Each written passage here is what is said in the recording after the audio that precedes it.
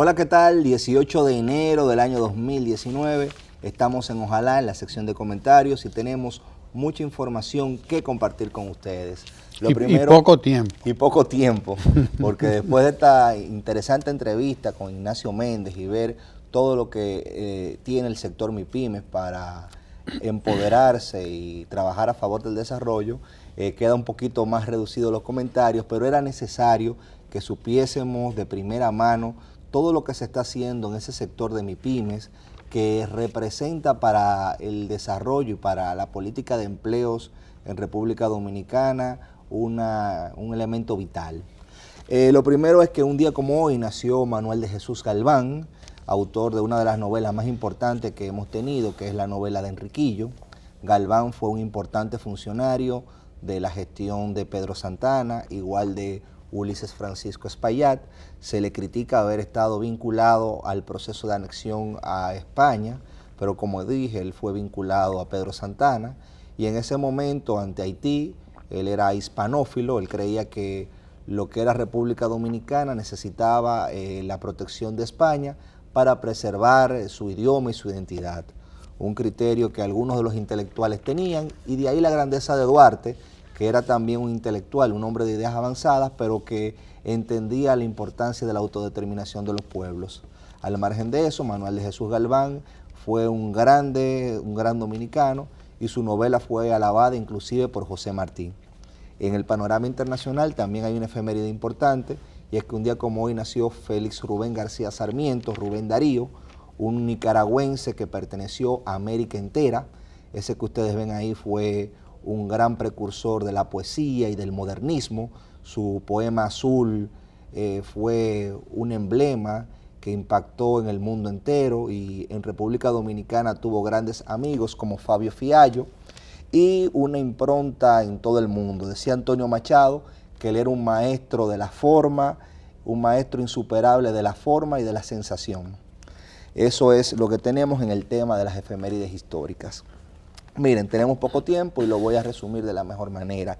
El presidente de la República ayer, al ser abordado sobre el tema de la criminalidad, yo entiendo que dio una respuesta contundente a un fenómeno que, como hemos venido diciendo nosotros, siguiendo esa pauta que ha trazado el presidente, tiene múltiples causas, pero una de ellas tiene que ver con la creación de medios de vida. Nosotros como sociedad tenemos que crear, y el Estado tiene que fomentar, medios de vida con que la gente de manera lícita se pueda ganar su sustento. Ese ha sido el gran desafío de la República Dominicana.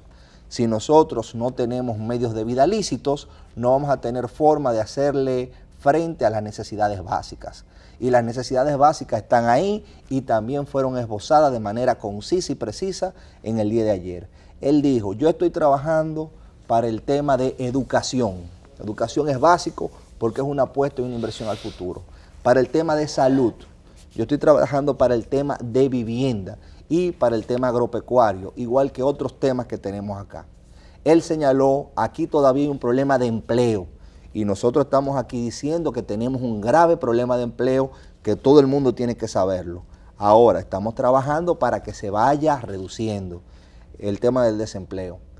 ¿Qué políticas se han creado? A partir del 2012 tenemos 700 y pico mil empleos, 730.000 empleos.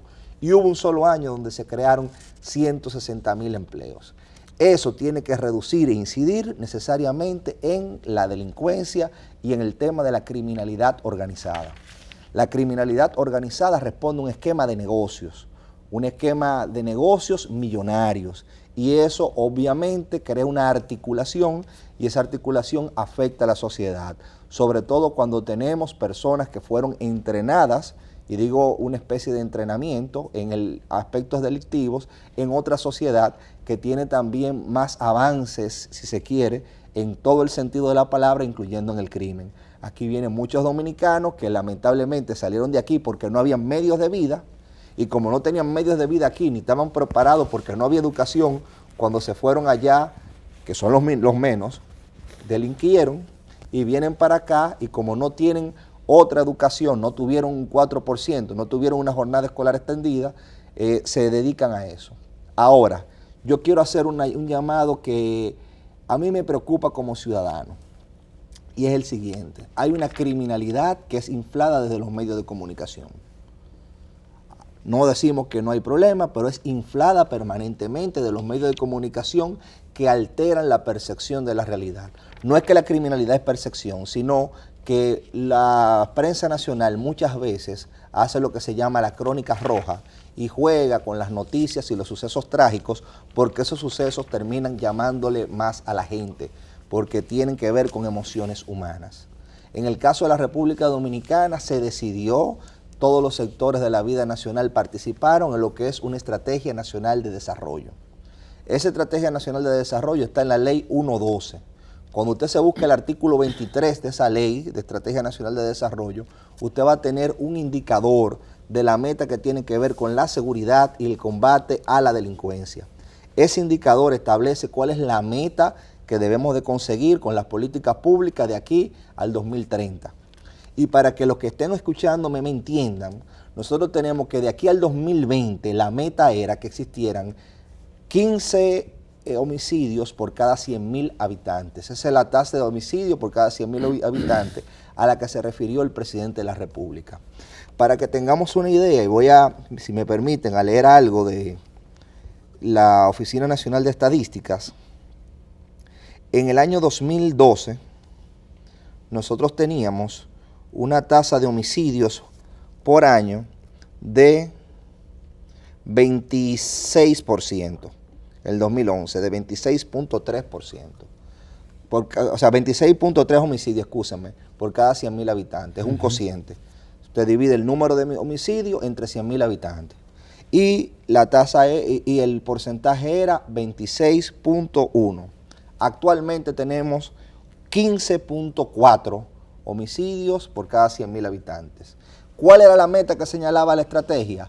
Llegar a 15 en el 2020. Estamos en el 2019 entrando y ya alcanzamos la meta prevista para el año 2020. O sea que hemos reducido un 11% más o menos. Efectivamente, pero más que porcentajes, nosotros alcanzamos la meta del 20 en el 17. O sea, a partir del 2012, y si me permiten puedo leer la diferencia. En el 2011 teníamos 26, después teníamos en el 12 23.4, después 20.3, después 18.3, después 16.8, después 16, después 15.4. Entonces, cuando usted mira eso, usted se da cuenta de que consistentemente hay una reducción en esa tasa de homicidios por año, lo que implica que las políticas públicas han tenido consecuencias que se reflejan en esos indicadores. Y vuelvo y repito, el que quiera ver si lo que estamos diciendo es así y como ciudadano empoderarse, váyase a la ley 112, mire el artículo 23 y va a ver el indicador que dice que de aquí al 20 la meta es llegar a 15 homicidios. Ya la alcanzamos en el año 2018.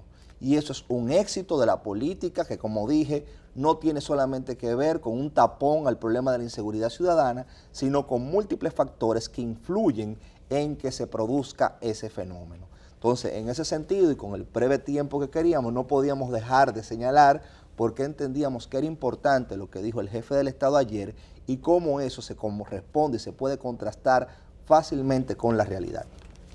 Dígame usted. Lo que pasa es que aquí el periodismo dominicano no se acostumbra a acudir a las estadísticas, ¿no? Y bueno, si ocurre un crimen en Baní o en donde sea, ese crimen está relacionado con la delincuencia, etcétera, lo que sabemos, ¿no? Con la policía, y no le importa cómo ha venido bajando, cómo se ha venido tratando el tema, cómo ha evolucionado. No, lo que le interesa es que mataron uno y se va a pasar 8 meses diciendo, te mataron un cosa allí. Y hay 4 puntos de droga, y la droga es esto, y la droga es lo otro, y la droga es aquello, y la droga no sé cuánto. Y esto, como decía una periodista ayer, Esto es una amenaza para la inseguridad del Estado. La estabilidad del sistema y de la sociedad. Y usted dice, bueno, pues, ¿desde cuándo no ha habido delincuencia? ¿Desde cuándo no ha habido crímenes? ¿Desde cuándo en todas las sociedades ocurren esto? Vamos a ver cuál es la magnitud del problema aquí y vamos a compararnos con los demás países de nuestra región por lo menos. No nos comparemos quizá con Estados Unidos, con Europa, que es donde las cosas tienen otra dimensión. Vamos a compararnos con los que tenemos aquí al lado, con los que son más o menos iguales que nosotros. Entonces, Puerto Rico hay 26.2, por ejemplo. 26.2, eso es Puerto Rico. Váyase a Guatemala, váyase a Honduras, váyase a El Salvador, váyase a toda Jamaica 41. ¿Me entiende? Para que usted vea qué es lo que realmente está pasando en otros lugares y cómo nosotros hemos venido enfrentando este problema de la delincuencia. Para usted enfrentar con éxito la delincuencia, tiene primero, como decía el presidente de la República, que resolver los problemas fundamentales de la gente.